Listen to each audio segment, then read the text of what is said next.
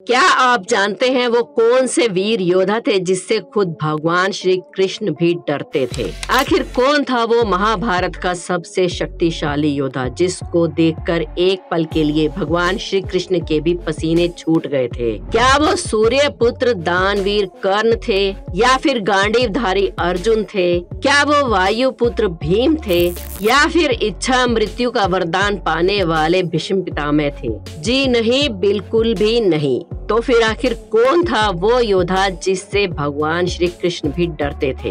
दरअसल वो कोई और नहीं, महाभारत को महज 3 बाणों में समाप्त करने की क्षमता रखने वाले भीम पुत्र घटोत्कच और अहिल्यावती यानी कि नाग कन्या के पुत्र बर्बरिक थे। अब आप कहेंगे कि बर्बरिक क्या सचमुच में इतने शक्तिशाली थे कि कृष्ण भी उनसे डरते थे? जी हाँ, क्योंकि हम ऐसा अपने आप से नहीं कह रहे हैं। हमारे ऐसा कहने के पीछे एक वजह है, तो चलिए आइए उस वजह को समझने की कोशिश करते हैं। लेकिन उससे पहले अगर अभी तक आपने हमारे चैनल अनोखी दुनिया को सब्सक्राइब नहीं किया है तो जल्दी से कर लीजिए और बेल आइकन को प्रेस करना बिल्कुल ना भूलें। कमेंट्स में जय श्री कृष्णा जरूर लिख दें। बर्बरिक भीम का पौत्र और घटोत्कच का पुत्र था। बर्बरिक बचपन में ही बहुत ही वीर योद्धा था। बर्बरिक ने अपनी माँ से युद्ध कला सीखी थी। उसकी माँ देवी शक्ति की बहुत बड़ी भगत थी। बर्बरिक भी देवी शक्ति को बहुत मानता था और उसने उनकी बहुत कठोर तपस्या की। बर्बरिक की कठिन तपस्या को देखकर देवी शक्ति प्रकट हुई और उसे एक वरदान दिया। वरदान में देवी शक्ति ने बर्बरिक को 3 बाण दिए और कहा कि पुत्र, ये बाण बहुत शक्तिशाली हैं। इससे तुम किसी पर भी विजय पा सकते हो, लेकिन तुम इन बाणों का प्रयोग सिर्फ दुर्बलों और कमजोरों की सहायता के लिए करना। ये बाण अपने लक्ष्य को प्राप्त करके तुम्हारे पास वापस लौट आएंगे, लेकिन तुम्हें इस बात का ख्याल रखना होगा कि इन बाणों का कभी भी दुरुपयोग ना हो। इसी वजह से बर्बरिक अजय हो गया था। बर्बरिक अपनी माता के पास पहुंचा और देवी शक्ति के दिए वरदान के बारे में बताया। जब बर्बरिक की माता ने उसे कौरवों और पांडवों के युद्ध के बारे में बताया तो उसने भी युद्ध में जाने की इच्छा प्रकट की। माता अहिल्यावती बोली, बर्बरिक, मैं जानती हूँ तुम महान योद्धा हो, इसलिए मैं तुम्हें नहीं रोकूंगी, लेकिन मुझे वचन दो कि तुम हमेशा हारने वाले का ही साथ दोगे। फिर अपनी माँ को वचन देकर बर्बरिक नीले घोड़े पर सवार होकर 3 बाण लेकर वहाँ से रवाना हो गया। भगवान श्री कृष्ण तो लीलाधर है, वो सब जानते थे। वो जानते थे कि बर्बरिक केवल हारने वाली सेना का ही साथ देगा। वो ये जानते थे कि कौरवों को भी बर्बरिक के इस वचन के बारे में पता है। श्री कृष्ण जानते थे कि अगर बर्बरिक कौरवों का साथ देगा तो पांडव हारने लगेंगे, फिर वो पांडवों का साथ देगा तो कौरव हारने लगेंगे। इस तरह वो दोनों सेनाओं के बीच घूमता रहेगा और युद्ध का कोई भी हार जीत का निर्णय निश्चित नहीं हो पाएगा।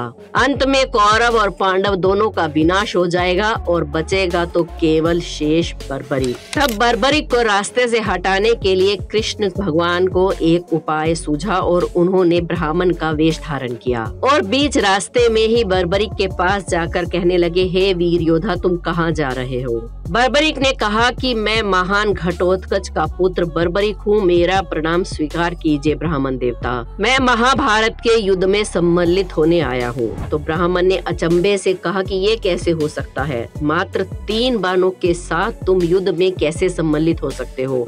वहाँ तो इतने बड़े बड़े योद्धा हैं। बर्बरिक ने कहा कि ये कोई साधारण बाण नहीं है, इनमें से मात्र 1 बाण से ही मैं पूरे युद्ध का निर्णय कर सकता हूँ। ये बाण शत्रु की सेना को परास्त करके वापस मेरे पास लौट आएंगे। ब्राह्मण के रूप में श्री कृष्ण भगवान ने अचंभित होते हुए कहा, मुझे इस बात पर विश्वास नहीं, मुझे शंका हो रही है। अगर तुम सच कह रहे हो तो ये सामने जो पीपल का पेड़ है, इसके सभी पत्तों को भेद कर दिखाओ। बर्बरिक ने ब्राह्मण रूपी श्री कृष्ण की चुनौती को स्वीकार कर लिया और ईश्वर का स्मरण करके पेड़ के पत्तों पर बाण चला दिया। बाण ने क्षण भर में ही पेड़ के सभी पत्तों को भेद दिया और श्री कृष्ण के पैरों के इर्द गिर्द चक्कर लगाने लगा, क्योंकि एक पत्ता उन्होंने अपने पैर के नीचे छुपा लिया था। बर्बरिक बोला, ब्राह्मण राज, अपना पैर हटा लीजिए, वरना ये तीर आपके पैर को भेद देगा। ये तीर बिना लक्ष्य पूरा किए मेरे तरकश में वापस नहीं लौटेगा। ये देखकर स्वयं श्री कृष्ण भगवान भी एक पल के लिए डर गए और सोचने लगे कि बर्बरिक के तीर इतने अचूक हैं, तो फिर मैं रणभूमि में सभी पांडव भाइयों को किस प्रकार इससे बचा पाऊंगा। होगा। तब ब्राह्मण रूपी कृष्ण भगवान बर्बरिक से बोले, हे वीर योद्धा, मैं तुम्हारे साहस की सराहना करता हूँ। मैं तुमसे दान स्वरूप कुछ मांगना चाहता हूँ। बर्बरिक को बचपन से ही उसकी माँ ने अच्छी शिक्षा दी थी। वो ब्राह्मणों का सम्मान करता था, इसीलिए उसने कहा कि हे ब्राह्मण देवता, मैं वचन देता हूँ, आप मुझसे जो भी दान में मांगेंगे मैं आपको मना नहीं करूँगा। ये सुनते ही ब्राह्मण रूपी कृष्ण बोले, मुझे तुम्हारा शीश दान में चाहिए, क्या तुम ऐसा कर सकते हो? बर्बरिक समझ गया कि ये कोई साधारण ब्राह्मण नहीं है। वो बोला, आप कौन है? मुझे अपना सच्चा परिचय दीजिए। आप मुझे ब्राह्मण नहीं दिखाई पड़ते, कृपया करके मुझे अपना वास्तविक रूप दिखाइए। बर्बरिक की प्रार्थना करने पर भगवान श्री कृष्ण अपने असली रूप में आ जाते हैं। बर्बरिक उन्हें प्रणाम करता है और कहता है कि हे वासुदेव कृष्ण, क्या आप सच में मेरे शीश का दान चाहते हैं? श्री कृष्ण कहते हैं, बर्बरिक, युद्ध भूमि की पूजा के लिए एक वीर क्षत्रिय के शीश के दान की आवश्यकता है। तुम बहुत ही वीर योद्धा हो, इसलिए मैं तुम्हारा शीश मांगने आया हूँ।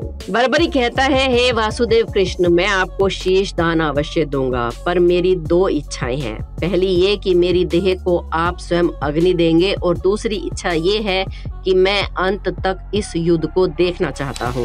श्री कृष्ण प्रसन्न हुए और बोले, ऐसा ही होगा।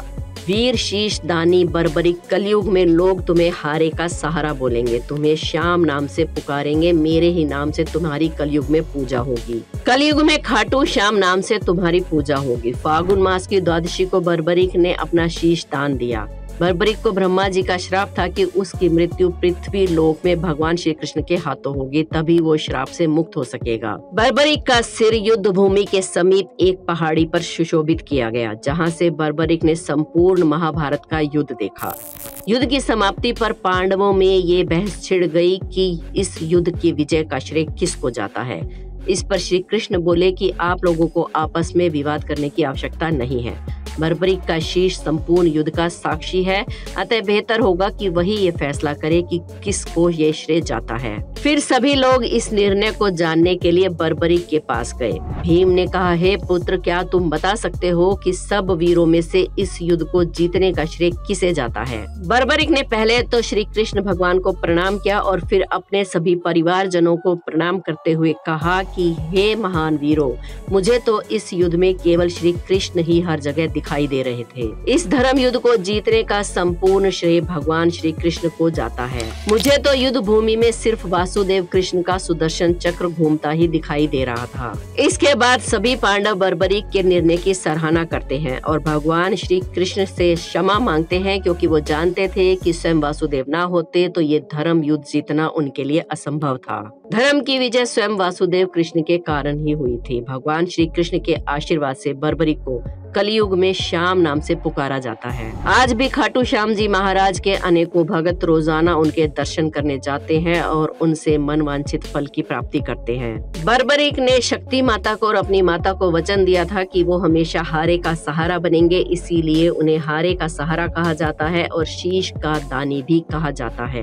दोस्तों, वीडियो पसंद आई हो तो एक लाइक जरूर करें। हमारे चैनल अनोखी दुनिया को सब्सक्राइब करके बेल आइकन को प्रेस करना ना भूलें। कमेंट्स में जय श्री कृष्णा जरूर लिखें। मिलते हैं कल फिर एक और वीडियो में। जय श्री कृष्ण।